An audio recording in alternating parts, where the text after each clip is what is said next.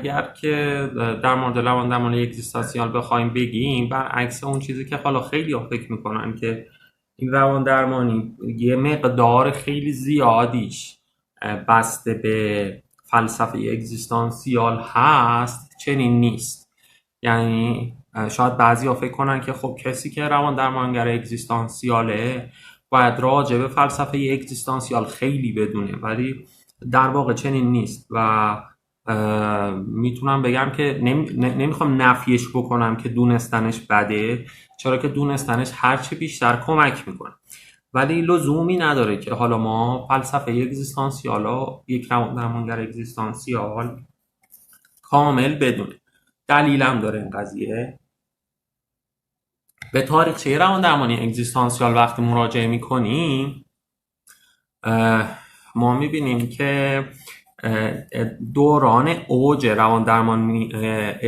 فلسفه اگزیستانسیال، دوران اوج فلسفه اگزیستانسیال با دوران اوج روانکاوی کلاسیک همزمانی داشته یه جورایی. یعنی میشه گفت که دهه 20 و حالا میشه گفت دهه 30 که حالا هم خود فروید بوده هم شاگردای فروید بودن، با اون دوره‌ای که حالا سارتر و هایدگر، به خصوص هایدگر تو اوج بوده، یه تطابق زمانی داشته. یعنی میشه گفت که تو فلسفه اگزیستانسیال خیلی بورس بوده و توی بحث روانشناسی روانکاوی اینه که میشه گفت که این دوتا یه قرابت زمانی با هم دارن به لحاظ دوران اوج. یه نکته‌ای که میخوام بگم اینه که اگر که مثلا یک فیلسوف اگزیستانسیال مراجعه بکنه به یک روان درمانگر اگزیستانسیال برای تراپی و درمان، نهایتاً در پایان جلسه خیلی احساس نمیکنه که الان در مورد اگزیستانسیال خیلی صحبتی شد و حالا مثلا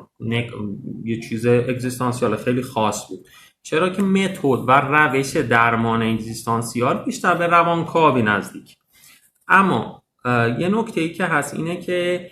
بینش در درمانی اگزیستانسیال، یعنی اون بینشی که روان درمانگر داره، بینش اگزیستانسیال هست. حالا به مرور زمان در طول تاریخچه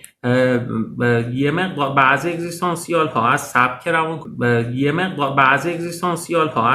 روانکاوی یه مقدار فاصله گرفتن، ولی نه خیلی، نه چندان زیاد، و حالا شاید تو شب‌های بعدی بیشتر در بهش بپردازیم. حالا به خاطر همین که ما این دو تا را داریم، یعنی هم بحث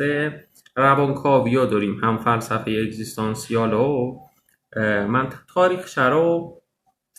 از تاریخچه اگزیستانسیال یعنی فلسفه اگزیستانسیال شروع میکنم. فرصت شد که به اون قسمت هاییش که با روانکاوی هم قرابت داره میپردازم، یعنی بحث شاگردای فروید و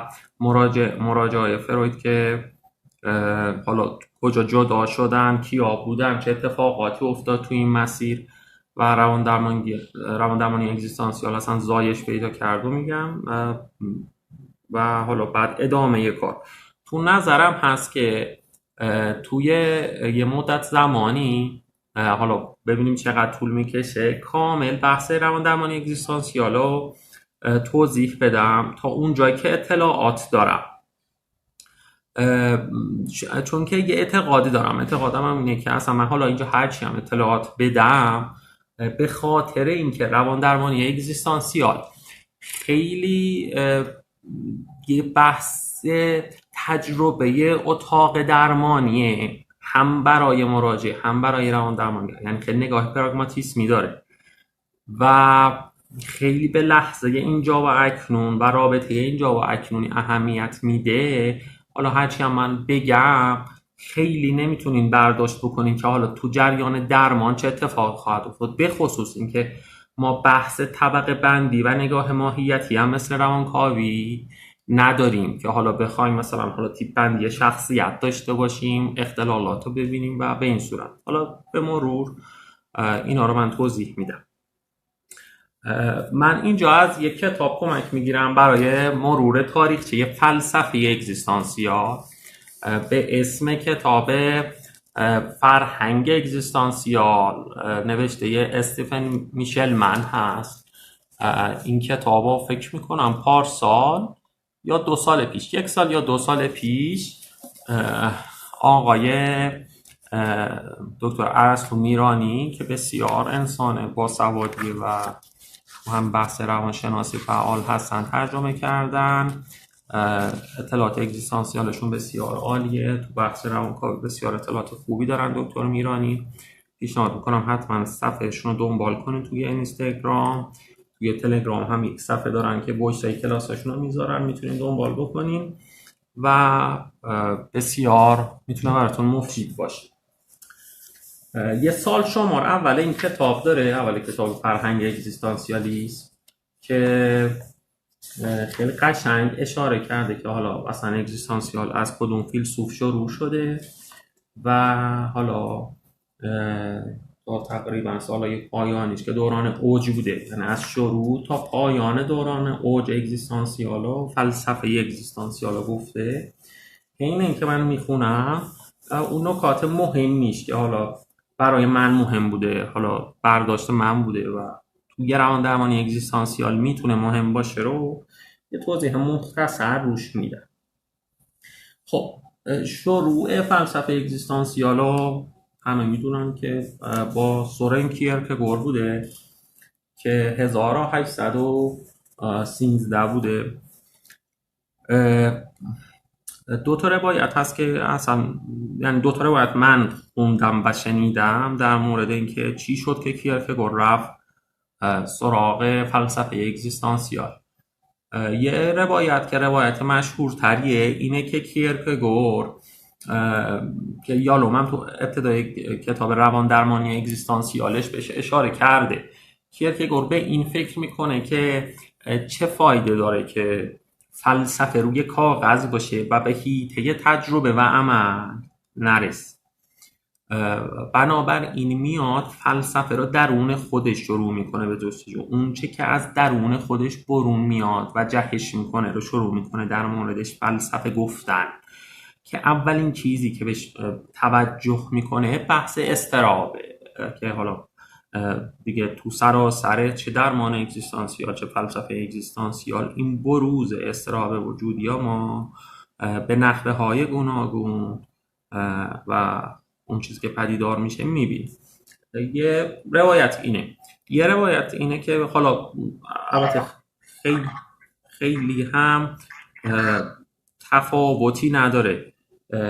یعنی میتونه این 2 تا همزمان با هم اتفاق افتاده باشه. همین دکتر ارسطو میرانی یک کتابی داره به اسم کتاب فیلسوف دل که پارسال منتشر شده و در مورد سورن کیرکگاره این نکته رو اشاره میکنه که کیرکگور بر اثر یک شکست عاطفی تو رابطه‌ای که با نامزدش داشته و به فکر میره و یک اضطرابی رو تجربه میکنه که قبلا تجربه نکرده بوده و حالا فلسفه اگزیستانسیال زایش پیدا میکنه. خب کیرکگور بیشتر بعد حالا چون که اون موقع حالا دوره‌ای بوده که حالا بحث فلسفه داشته از دین جدا می شده و حالا یه مقدار به سمت سکولاریسم مردمان داران حالا لااقل منطقه‌ای که کیرکگور بوده خیلی گرایش داشتن، کیرکگور سعی میکنه که یه آشتی بین فلسفه و دین برقرار بکنه و حالا اون فلسفه خودشو میاره در حالا کتاب ترس و لرزش و چیزهای دیگه‌ای که کتابای دیگه‌ای که هست تو مقوله های دینی هم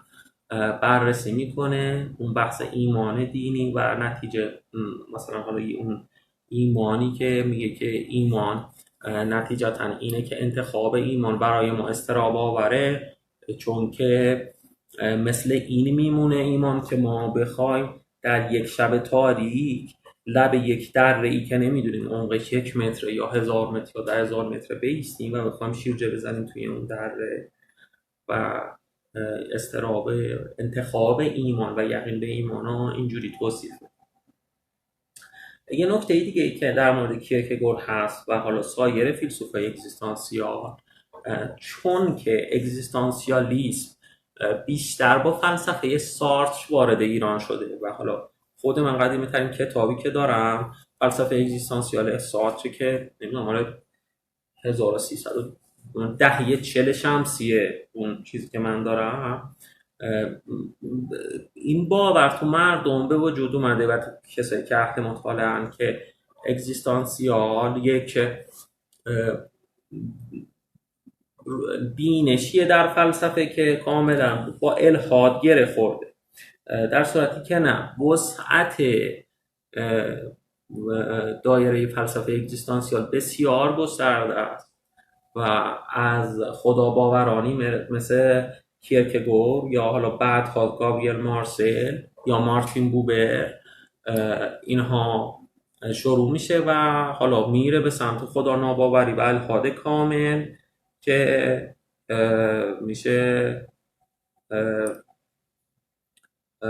آقای سارتر رو مثلا مثال زد یا حتی نیچه رو مثال زد در مورد خدا ناباورا. یه عدهشون هم که اصلا ابراز یعنی نظر دقیقشون رو مثل هایدگر ندادن که الحاد دارن یا خدا ناباورن یا که به خدا باور دارن. خب این از کیرکگور. بعد میایم به سال 1831 که میاد و میگه که 1831 مرگ هگل. خب دوستان امیدوارم که قسمت اول براتون مفید بوده باشه و بهره لازم برده باشین. در مورد سوالی که توی نیل پرسیده بودم، یعنی که تلفظ سورن کیرکگارد درسته یا سورن کیرکگور، باید بگم که آقای صالح نجفی که یکی از بهترین مترجم های کیرکگور در ایران هستند، ایشون این اسم رو به کیرکگور ترجمه کردن، نه کیرکگارد. اگر بخواید در مورد آقای کیرکگور بیشتر باز بدونید، کتاب چگونه کیرکگور بخوانیم آقای صالح نجفی که ترجمه هست اون هم، و یه وایس 4 ساعتی هم از آقای صالح نجفی توی فضای مجازی هست، جستجو کنین میتونین پیدا بکنین. اون هم خیلی مفیده برای اینکه شما با بینش کیرکگوری آشنایی بیشتری داشته باشین. موفق باشین تا قسمت بعدی که خیلی زود منتشر میشه و در مورد هگل و ادامه داستان تاریخی اگزیستانسیال هست.